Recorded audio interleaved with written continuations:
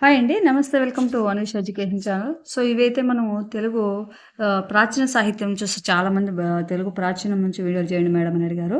So, already దీనికి ముందు ఒక వీడియో అయితే చేశాను పార్ట్ 1. ఇది పార్ట్ 2 అండి కంటిన్యూషను. సో, వీడియో గనుక ఫస్ట్ టైమ్ చూస్తుంటే ఖచ్చితంగా లైక్ చేసి, షేర్ చేసి, సబ్స్క్రైబ్ చేయండి. అదేవిధంగా మన ఛానల్‌లో మరిన్ని వీడియోస్ ఉన్నాయి ఒకసారి చూడగలరు. మన ఛానల్ బాగా మీ తెలుగుకైతే బాగా ఉపయోగపడుతుంది. సో, ఇప్పుడు ప్రశ్న వచ్చేసి మనము తెలుగులో మొట్టమొదటి క్షేత్ర మహత్య కావ్యం ఏమిటి? తెలుగులో మొట్టమొదటి కావ్యాలండి. కావ్యాలు కానీ, కవిత్వాలు కానీ, తర్వాత గ్రంథాలు కానీ ఏవైనా కూడా సో, మొట్టమొదట రాసింటారు కదా! అవన్నీ కూడా చాలా ఇంపార్టెంట్ మనల్ని అడుగుతూ ఉంటారు. గుర్తుంచుకోవాలి. ఇక్కడ తెలుగులో మొట్టమొదటి క్షేత్ర మహత్య కావ్యం ఏది అంటే మనకొచ్చేసి ఏంటంటే, ఎర్రన రాసినటువంటి నృసింహ పురాణం అనేది మనకు తెలుగులో మొట్టమొదటి క్షేత్ర మహత్యం. సో, ఈ నృసింహ పురాణం రాయడం అష్టాదశ వర్ణాలతో రాయడం వల్లనే మనకు ఎర్రనను ప్రబంధ పరమేశ్వరుడు అనే పేరు కూడా రావడం జరిగిందండి. సో, ఇవి గుర్తుపెట్టుకోవాలి మనకు. తర్వాత శ్రీనాథుని ఏ కావ్య రచన వల్ల ప్రజాకవి బిరుదం లభించింది? పల్నాటి వీర చరిత్ర, భీమఖండము, తర్వాత కాశీఖండము, క్రీడాభిరామము. కరెక్ట్ ఆన్సర్ వచ్చేసి మనకు పల్నాటి వీర చరిత్ర రాయడం ద్వారా ప్రజాకవి అనే బిరుదు అయితే ఆయనకు రావడం జరిగింది. మనకు శ్రీనాథుడు తర్వాత వచ్చేసి ప్రబంధ కవులు ఇవి చాలా ఇంపార్టెంట్ అండి. మనల్ని ఎక్కువ బాగా అడుగుతారు. గుర్తుంచుకోవాలి. తర్వాత భాగవతంలోని అష్టమ స్కందంలోని కథల్లో లేనిదేమిటి? గజేంద్ర మోక్షము, కుచేలోపాఖ్యానము, వామనావతారము, క్షీరసాగర మదనము. కరెక్ట్ ఆన్సర్ వచ్చేసి మనకు లేనిది ఏమిటంటే కుచేలోపాఖ్యానం. సో, గజేంద్ర మోక్షము ఉంది, వామనావతారం ఉంది, క్షీరసాగర మదనము ఈ 3 కూడా ఉన్నాయి. సో, అష్టమ స్కందంలో లేనిది ఏమిటంటే కుచేలోపాఖ్యానం అనేది లేదు. తర్వాత ద్విపద ప్రక్రియకు పునర్జీవం పోసిన కవిగా ఇతనిని చెప్తారు. ద్విపద ప్రక్రియ అంటే ఎవరు స్టార్ట్ చేశారు కాదండి. సో, దాన్ని మళ్ళీ పునరుజ్జీవనం అంటే మళ్ళీ సాహిత్యంలోకి అది ఒక కొత్త ఊపిరి తీసుకొని వచ్చిందనమాట. సో, అలా చేసిన కవి ఎవరు? మడికి సింగన, పాల్కురికి సోమన, గౌరణ, శ్రీనాథుడు. మనకిక్కడ కరెక్ట్ ఆన్సర్ వచ్చేసి ఎవరు అంటే మనకు శ్రీనాథుడు అనేది కరెక్ట్. సారీ, గౌరణ అనేది మనకు కరెక్ట్ అనమాట. సో, కరెక్ట్ ఆన్సర్ వచ్చేసి ఎవరంటే గౌరణ. తెలుగులో వచ్చిన నీతి శతకాల్లో అగ్రగణ్యమైనది ఏమిటి?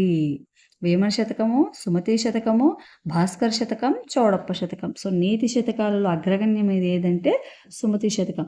మరి వేమన శతకం కూడా కదండి. అంటే వేమన కేవలం నీతే కాకుండా సకలము రాశాడు. కాబట్టి మనకి ఇక్కడ నీతి శతకాలలో అగ్రగణ్యమైనది ఏదంటే మనకు సుమతి శతకం అనేది గుర్తుపెట్టుకోవాలి. తర్వాత తెలుగులో మొట్టమొదటి దృష్టాంత శతకము. సో, దృష్టాంత శతకం అంటే ఏంటంటే మనకు ఉదాహరణ ఇస్తూ పద్యాన్ని తెలియజేయడము. ఇప్పుడు మనకు భాస్కర్ శతకం అనేది దృష్టాంత శతకం అండి. సో, ఎవరు మనకు భాస్కర్ శతకాన్ని రాసింది? మనకు భాస్కర శతకం వచ్చేసి మనకు మారద వెంకయ్య. అంటే మనకు 17వ శతాబ్దానికి చెందిన ఈయననే మారయ్య కవి అని కూడా పిలుస్తారు.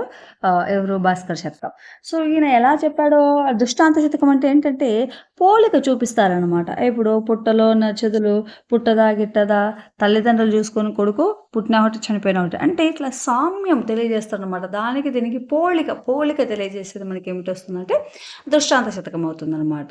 సో, అక్కడికి తర్వాత ప్రబంధ లక్షణాలన్నీ పరిపూర్ణంగా కలిగిన ధ్వని ప్రధాన ప్రబంధం ఏమిటి? ఆముక్తమాల్యద, మనుచరిత్ర, కళాపూర్ణోదయము, ఈ వసుచరిత్ర. ఈ 4 కూడా మనకు ప్రబంధాలండి. సో, ఇక్కడ మనకు కన్ఫ్యూజ్ కాకోకుండా ఉండాలి. సో, ఇక్కడ చూడండి మనకు పరిపూర్ణ లక్షణాలు అనగానే మనకేమొస్తుందంటే మనుచరిత్ర. అల్లసాని పెద్దన గారు రాసిన మనుచరిత్ర అనేది మనకు పరిపూర్ణ ధ్వని ప్రధానం. చూడండి, ధ్వని ప్రధానం చాలా ముఖ్యం. ధ్వని ప్రధానం కానీ శ్రవ్య ప్రధానం కానీ మనకు వస్తూ ఉంటాయి, గుర్తుపెట్టుకోవాలి. సో, ప్రబంధ లక్షణాలన్నీ పరిపూర్ణంగా కలిగిన ధ్వని ప్రధాన ప్రబంధం ఏదంటే మనకు అలసాని పెద్దన గారు రాసిన మనుచరిత్ర. తర్వాత మనకు ఈ ఏవైతే ప్రబంధ గ్రంథాలు లేదా ప్రబంధ కవుడు రాసిన గ్రంథాలు మనకు ఆశ్వాసాలు అడుగుతూ ఉంటారండి. చాలా ఇంపార్టెంట్. ఏమడుగుతుంటారంటే ఆశ్వాసాలు అంటే ఏ గ్రంథం ఎన్ని ఆశ్వాసాలు కలిగి ఉంటుంది అనేది నేను ఒక వీడియో చేస్తాను. అంటే వరుస ప్రకారం మనకు ఎక్కడ పడితే అక్కడ ఉంటే మనకు కొంచెం కన్ఫ్యూజ్ అవుతాం అనమాట. అదే ఒక వరుస ప్రకారం ఇప్పుడు వరుస ప్రకారం ఉంటే మనకు గుర్తుపెట్టుకోవడానికి ఈజీగా ఉంటుందనమాట. కాబట్టి ఆ వరుస ప్రకారం ఎలా గుర్తుపెట్టుకోవాలనేది నేను ఒక వీడియో అయితే చేశాను. ఖచ్చితంగా చూడండి, మనకు గుర్తుంటుందనమాట. అంటే 8 గ్రంథాలు మొదలుకొని చివరిగా 3 గ్రంథాలతో ముగిసిన విజయ విలాసం వరకు నేను వీడియో అయితే చేశానండి. ఒకసారి చూడండి, మీకు చాలా చాలా బాగా ఉపయోగపడుతుంది. తర్వాత తెలుగులో సాహిత్య క్రమంలో చిట్ట చివరి ఉత్తమ ప్రబంధం ఏమిది? సో ఇందాక చెప్పాను కదా, చిట్ట చివరి ఉత్తమ ప్రబంధం ఏదంటే మనకు విజయ విలాసము.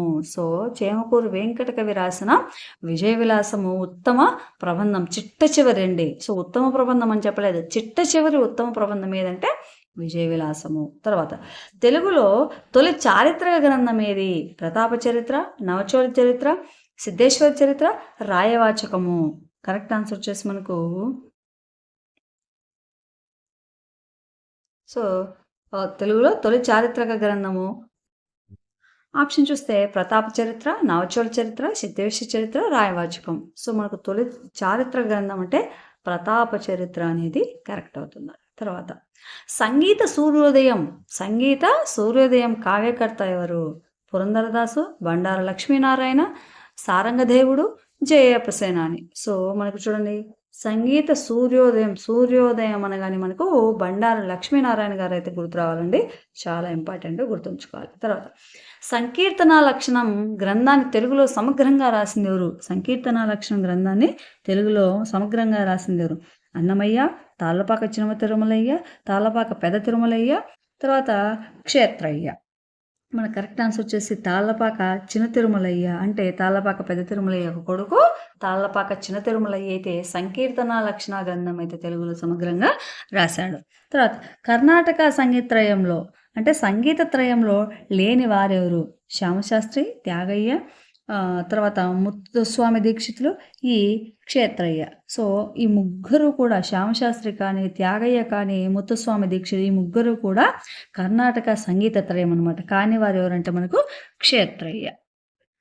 తర్వాత తెలుగులో తొలి దేశీ రామాయణం ఏమిటి?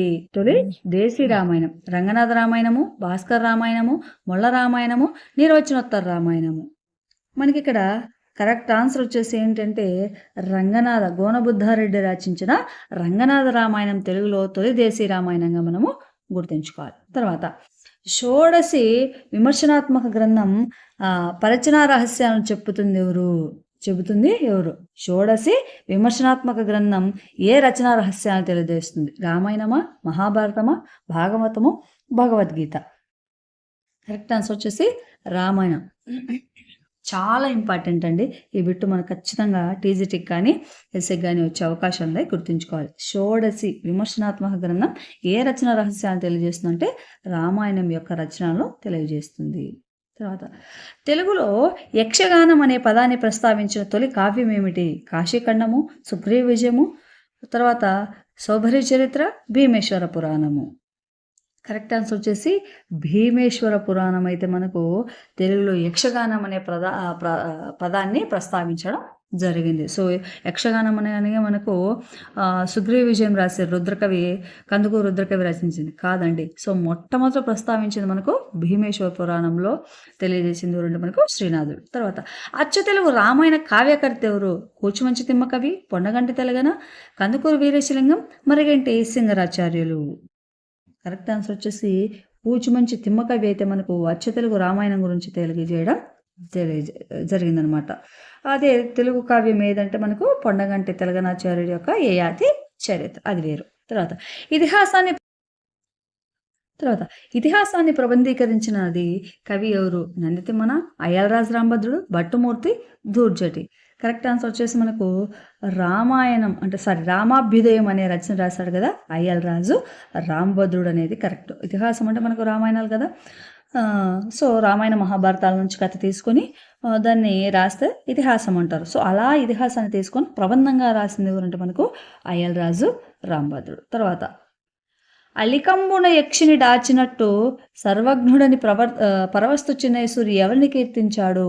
చాలా ఇంపార్టెంట్. ఇలా సో ఎవరి గురించి అడిగాడు, ఈయన గురించి ఎవరు ఏమన్నారు, ఇలాంటివి అడుగుతుంటారు. అంటే అలికంబున యక్షిని దాచినట్టు సర్వజ్ఞుడని పరవస్తు చిన్నేశ్వరి ఎవరిని కీర్తించాడు? తిక్కనన, నాచన సోమన, నంది చిమ్మన, తర్వాత భట్టుమూర్తి. కరెక్ట్ ఆన్సర్ వచ్చేసి నాచన సోమనను చిన్నైసూరి ఇలా అన్నాడు ఏమని, అలికంబున యక్షిన దాచినట్టి సర్వజ్ఞుడిని పరవస్తు చిన్నైసూరి నాచిన సోమనైతే కొనియాడాడండి.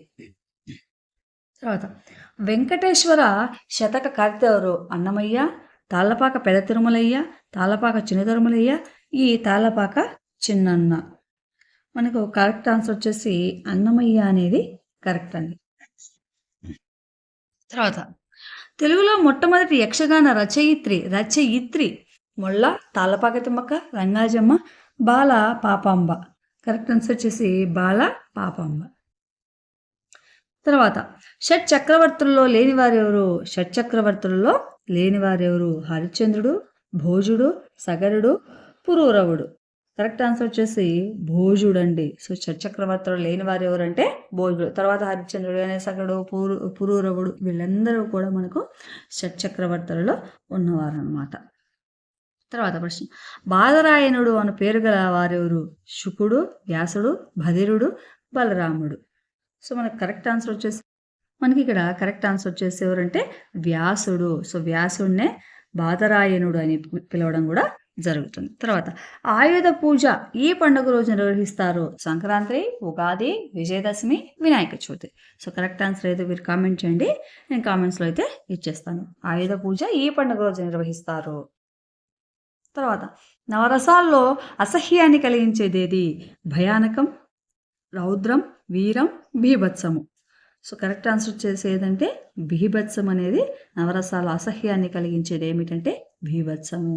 తర్వాత ఇది ఇలా జరిగింది అని చెప్పే సాహిత్య ప్రక్రియ ఏమిటి, పురాణము, శతకము, ప్రబంధము, ఇతిహాసం. సో ఇది ఇలా జరిగింది అని తెలియజేసేది ఏదంటే మనకు ఇతిహాసము. ఈ ఇతిహాసము అంటే ఇది ఇలా జరిగింది అని ఉంటుందన్నమాట అందులో. సో వీడియో నచ్చితే ఖచ్చితంగా ఒక లైక్ చేసి, షేర్ చేసి, సబ్స్క్రైబ్ చేయండి. సో మన ఛానల్లో మంచి మంచి కంటెంట్ వీడియోలు కానీ, మనకు మెథాలజీకి సంబంధించిన ఫుల్ వీడియో అయితే మనకు మెథాలజీ కంటెంట్ అంతా కూడా మనకు కవర్ అయ్యే విధంగా చేశాను. అదేవిధంగా సో మనకు సైకాలజీ కూడా సో అంతా కూడా కంప్లీట్ అయిపోయిందండి. మనకు విద్యా దృక్పథాలు కూడా ఆల్మోస్ట్ అయిపోయాయి. తర్వాత కంటెంట్లో కూడా చేశాను. ఇంకా బాల వ్యాకరణం, ఇంకా కొన్ని వీడియోస్ చేస్తుంటానండి. సో తెలుగు వాళ్ళకైతే 22 కదా, అంతలోపు వీళ్ళని కాడికి మీకు కంటెంట్ అంతా కూడా ఇచ్చేస్తానండి. సో వీడియోస్ లేట్ అయినందుకు ఏమనుకోకండి, కొంచెం హెల్త్ ఇష్యూస్ ఉండి సరిగా చేయలేకపోయిన వీడియోను. సో వీడియో చూసి ఆదరిస్తున్న ప్రతి ఒక్కరికి చాలా చాలా థ్యాంక్స్ అండి. Thank you for watching videos.